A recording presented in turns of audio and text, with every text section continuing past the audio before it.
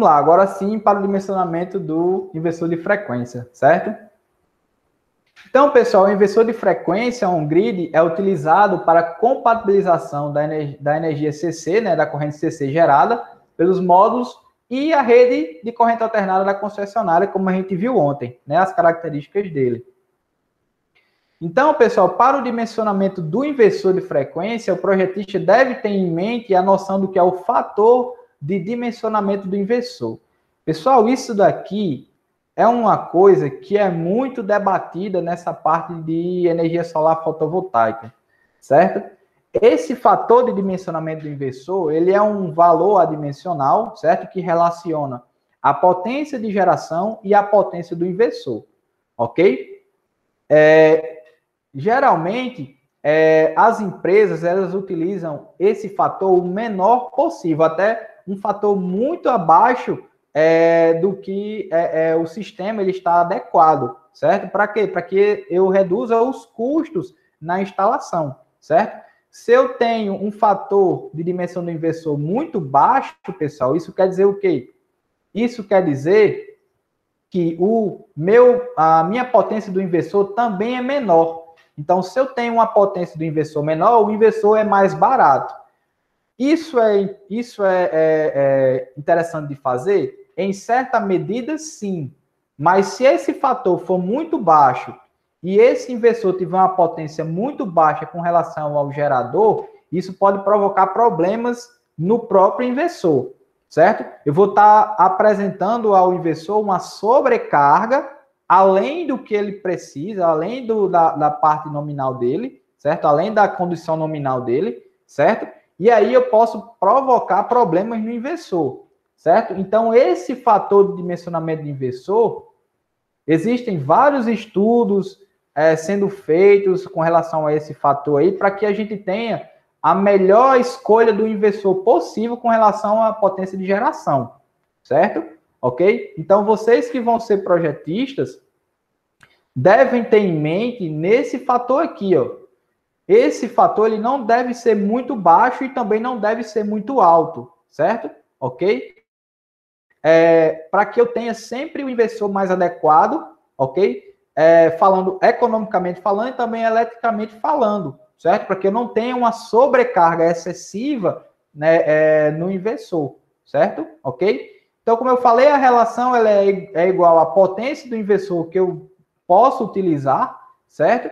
Dividido pela potência do meu gerador em quilowatt, certo? Então, por exemplo, eu tenho um sistema de 10 kW pico, certo? E nesse sistema de 10 kW pico eu vou usar um inversor de 8,2 kW. Então, o meu fator de dimensionamento do inversor será o quê? 8,2 dividido por 10, certo?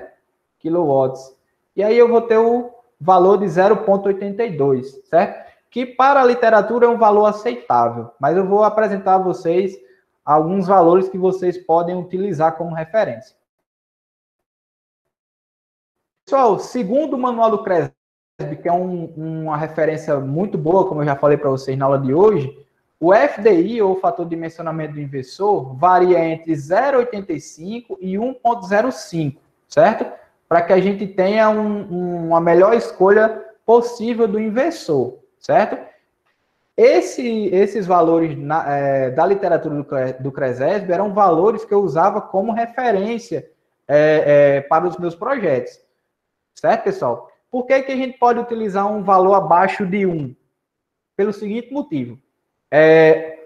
Os painéis fotovoltaicos, eles não geram totalmente aquela potência nominal deles, certo? Então, se eles não geram aquela potência nominal completa durante o processo de geração, o inversor, se ele tiver um valor muito alto, ele vai ficar sobredimensionado, e aí o sistema ele fica mais custoso, mais caro, certo? Então, para tentar compatibilizar, nós estimamos uma geração, como a gente fez pelo método da máxima corrente ou pelo método da insolação, preferível o método da insolação, certo? E nós determinamos um fator, esse fatorzinho entre 0,85 e 1,05 para aquele nosso sistema, certo? Para que a gente tenha a capacidade de garantir que aquele inversor, ele não vai ficar sobredimensionado, certo? Mas esse valor, como eu falei, não pode ser também muito baixo, porque aí o inversor ele vai ficar subdimensionado para o sistema. Então, esses valores aí são valores de referência que o Manual do CRESESB traz. E quando eu iniciei os meus projetos, eu usava esses valores como referência, a depender do tipo de projeto que eu estava fazendo. Pessoal, no mercado de empresas de instalações elétricas, de instalações de sistemas solares, no caso, eu vi muito, certo? Muitas pessoas me passaram propostas de outras empresas e eles utilizam bastante esse valor aqui de 0,7, ok? Ou seja, 70% da potência do inversor, no caso, 70% da potência da geração será a potência do inversor. Pode ser utilizado na prática? É interessante? Mas qual é a limitação desse valor de 0,7?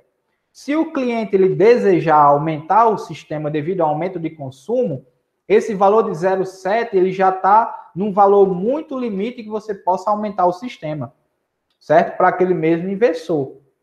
Ou seja, se eu colocar um valor de 0,7 e quiser aumentar, o meu inversor ele já vai estar praticamente carregado totalmente, certo? Para aquela potência de geração do meu sistema fotovoltaico. Aí eu não vou ter mais a possibilidade de aumentar o sistema. E aí, se eu quiser aumentar, ou eu troco o inversor, ou eu faço um outro sistema fotovoltaico à parte, certo? Ok? Isso daqui, pessoal, esse valor de 0,7 era muito utilizado por questões de custo.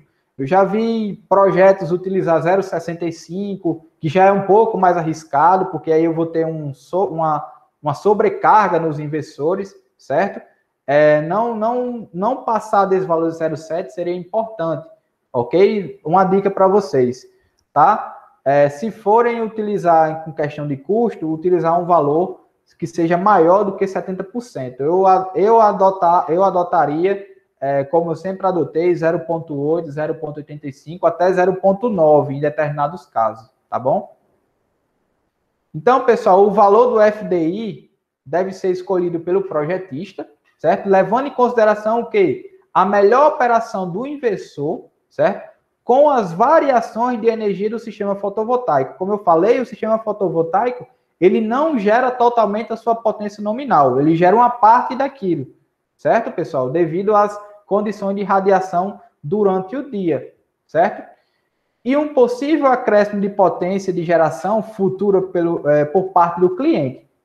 Então, se o cliente disser assim, eu vou colocar esse sistema nesse tamanho, nessa potência, devido ao recurso que eu tenho, e no momento o meu consumo, mas eu tenho uma possibilidade de acrescentar mais cargas à minha casa ou ao meu comércio, por exemplo. E no futuro próximo, eu vou querer um sistema um pouco maior, certo? Aí, qual é a sacada do projetista?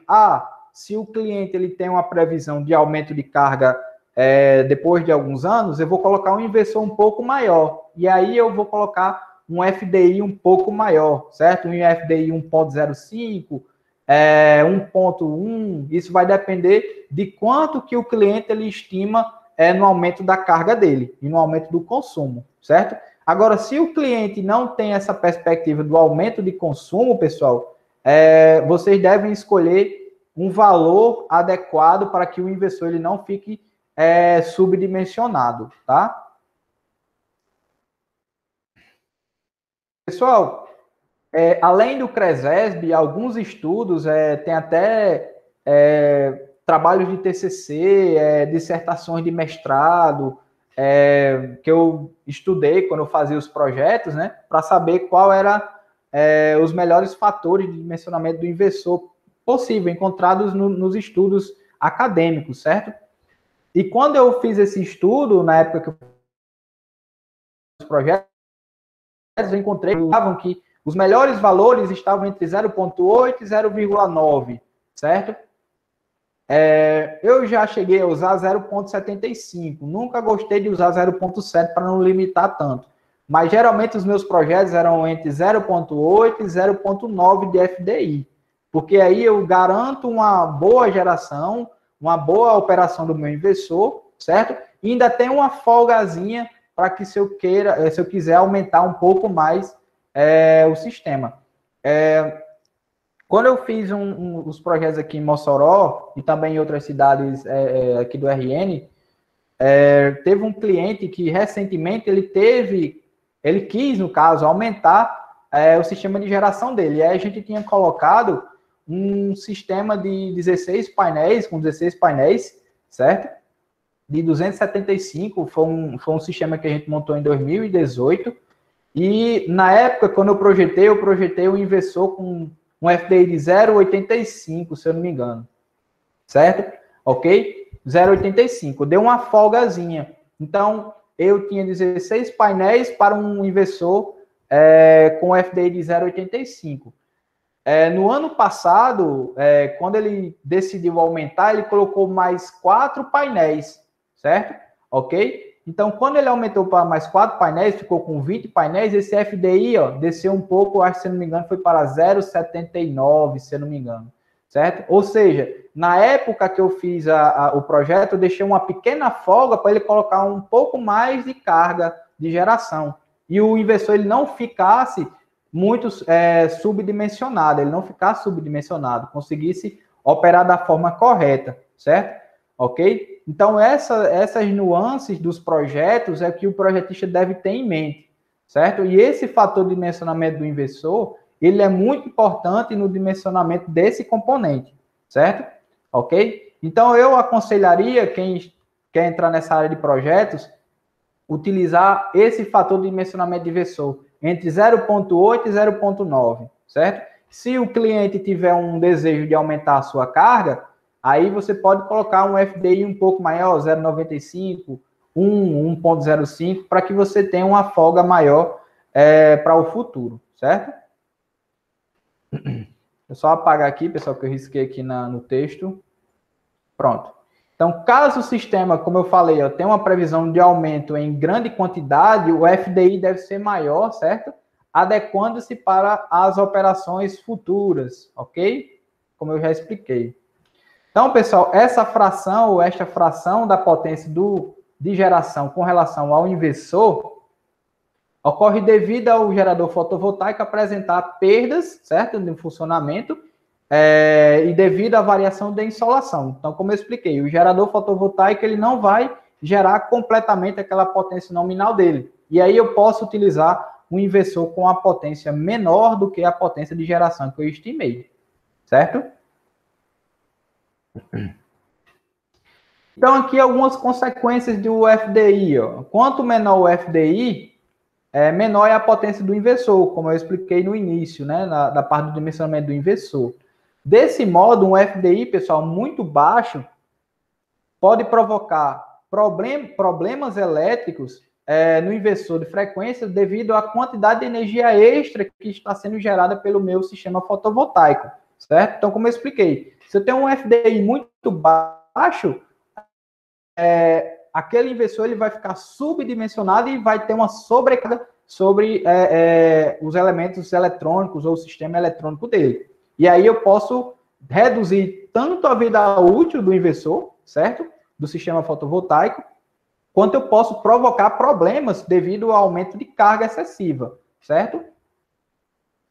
Então, pessoal, o inversor, ele limita a potência enviada à rede, ou seja, ele limita na sua potência nominal. Se eu tenho um inversor de um determinado sistema, ele é 10 kW, ele só vai injetar na rede o máximo dele 10 kW. Certo? É mais do que isso. Ele não é como um transformador, por exemplo. O transformador ele tem a potência nominal e o fator de segurança. Geralmente é 25% a mais. Certo? O inversor de frequência não. O inversor de frequência ele não tem esse fator de segurança. Quando ele, durante o processo de geração, ele chega no seu valor nominal, ele mantém a geração naquele valor. Ele não permite a geração extra, certo? Aí vem de novo a questão do valor do FDI. Se eu tenho um FDI muito baixo e o inversor ele corta numa potência, a potência X, e eu tenho uma expectativa de geração muito maior, eu, além de ter uma sobrecarga no inversor, eu também não vou ter potência sendo injetada na rede, porque o inversor ele limita na potência nominal, certo? Ok? Eu vou mostrar o gráfico para vocês verem como isso acontece. Então, galera, isso aqui é um gráfico de um dia, de um projeto que a gente fez em Mossoró, se eu não me engano, que a gente utilizou um inversor com 4 kW, certo? E nesse dia a geração foi tão boa que ele chegou ao limite máximo do inversor. Então, durante o dia começou a gerar e chegou aqui na potência máxima do inversor, que era 4 kW. Durante esse tempo que a geração ela foi de 4 kW, o inversor ele limitou a geração. Então, pessoal, o inversor ele não tem esse fator de segurança para permitir uma geração a mais. Então, na prática, a geração seria mais ou menos isso aqui, ó, contornando aqui o gráfico. Então, essa parte aqui, ó, seria perda de energia gerada, certo? Por isso que o FDI ele deve ser importante no dimensionamento, certo? Para que essa zona aqui de energia gerada que o inversor não permite injetar na rede não seja tão grande, certo? E também eu não tenha uma sobrecarga no inversor, ok, pessoal? Então, o inversor ele limita a potência, a sua potência nominal, a potência de geração do meu sistema fotovoltaico, tá? Então, eu coloquei aqui, eu circulei aqui de vermelho na apresentação. Isso daí o monitoramento do aplicativo do inversor da Fronius, que foi utilizado no projeto, tá? Pessoal, o projetista deve prever a conexão adequada para as entradas MPPT, certo?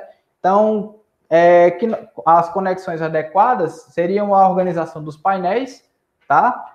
E também a utilização de alguns conectores especiais, certo? Que eu não falei na apresentação nem ontem nem hoje, mas os painéis, eles apresentam conectores especiais que a gente chama de MC4, certo? Que são conectores de alto grau de isolação, certo?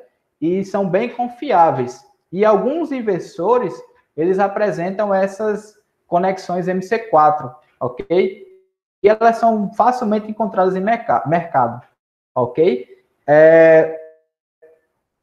As fileiras, pessoal, em paralelo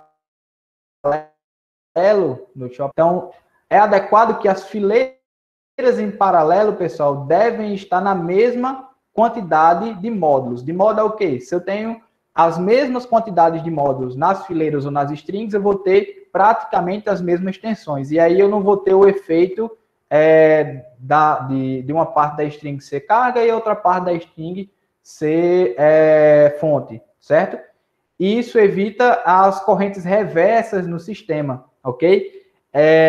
Evitando essas correntes reversas, é mais fácil de você manusear o sistema, ok? Isso evita centelha, evita até incêndios que podem ser provocados, tá?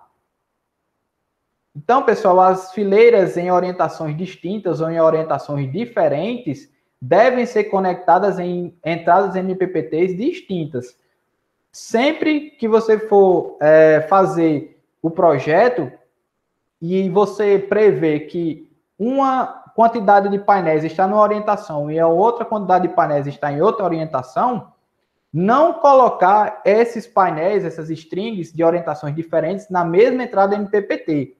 Porque, como eu já expliquei, orientações diferentes eu vou ter radiações distintas, certo? E radiações distintas vão ter compatibilidade de tensões diferentes e também de correntes em níveis diferentes, certo? E aí eu vou ter, se eu tenho essas tensões diferentes, eu posso apresentar as correntes reversas que não são interessantes para o sistema. Então, colocar as strings de mesma orientação podem ser colocadas nas mesmas entradas MPPT, mas em orientações distintas, em orientações diferentes, devem ser colocadas em MPPTs distintas, tá? Para que também evite as correntes reversas. Então, caso o inversor não tenha MPPT suficiente, pessoal, certo? Porque cada inversor vai ter um número de entradas MPPT dependendo da sua potência. Geralmente, os inversores de potências mais baixas apresentam 2 a 4 entradas MPPTs. Já os de potências maiores, eles apresentam 6, 7, 6, 8, até 10 entradas MPPTs diferentes, certo? Então, caso os inversores não tenham MPPTs suficientes, deve-se instalar um número de inversores maior, certo, pessoal? Por quê? Porque aí eu não vou sobrecarregar o meu inversor com uma tensão maior do que ele suporta, também não vou sobrecarregar o inversor com uma corrente maior do que ele suporta, certo? Ok? Instalar o número de inversores maior com potências mais baixas para suprir a potência e a quantidade de MPPTs de entrada desejadas, certo? Então, se eu tenho, por exemplo, um sistema muito grande, por exemplo, 50 kW pico, eu posso, e eu não tenho entradas MPPT suficientes no meu inversor para 50 kW, ou um inversor próximo a 50 kW, eu posso utilizar 2 inversores de 25, certo? Por exemplo, e aí eu vou ver se a quantidade de entradas MPPT são suficientes para as quantidades de strings que eu tenho no meu sistema, tá?